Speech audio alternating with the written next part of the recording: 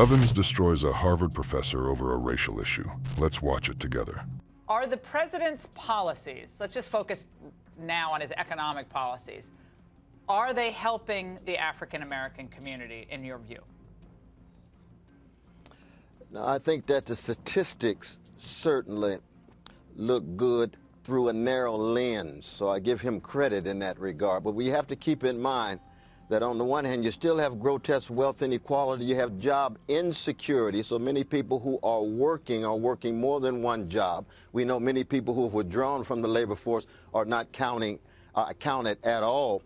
But I think the problem is, though, my dear sister, is that the president has a language that creates an atmosphere that is so xenophobic against black folk, Mexicans, Muslims. He rarely wants to stay in contact with their humanity. So when you look at the statistics, that's one thing. But when you create an atmosphere and an ambience of xenophobia, it reinforces the polarization, and therefore many black folk wouldn't even be able to connect the statistics that look good with the language, the atmosphere that feels so bad.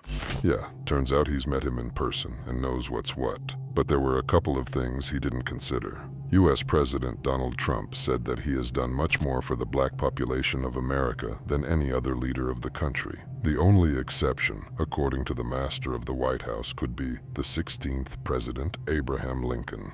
Well, look, I think the president is doing something different. Definitely his tone is different because he tells the truth and he doesn't pander to black America. He hasn't offered us hot sauce. He's offered us jobs. That makes many people uncomfortable because they're from an era where race hustling is a business. They're used to telling black Americans that they're victims, writing books about victimhood, and that is no longer selling in America. And I just wanted to comment back on saying that xenophobia is something that black Americans are afraid of. Xenophobia means that you have a fear, Mr. West, of foreigners. Black Americans are not foreigners in this country. We are a piece of the American dream. We've earned a piece of this American dream, and we're getting tired of people telling us that we are somehow separate of it. I mean, that's really what I have to say. We're doing tremendous under this presidency. There is no candidate that is offering anything on the left to counter what Trump has offered. They're just offering more rhetoric, more fear-mongering, and unfortunately, time is up on this narrative. We are ready to move on and embrace our futures. Candace is right. Look, I'm being met with a hostile press the likes of which no president has ever seen.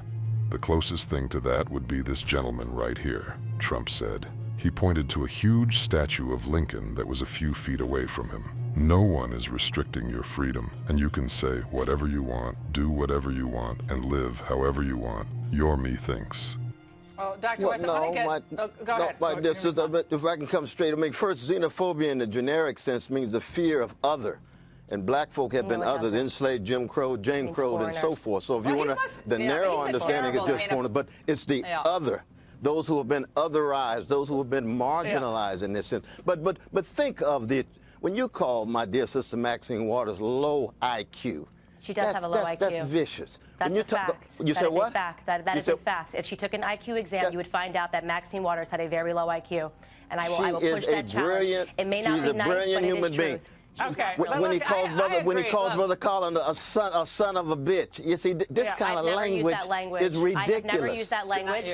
The professor is clearly wrong. The term xenophobia is very often used in the media and on the internet in the wake of the events of recent years. Let us try to tell in simple words what xenophobia is, how it differs from racism and extremism, what is the nature of this phenomenon, and whether it is dangerous for society. The word comes from the Greek xenos, alien, other, and phobos, fear.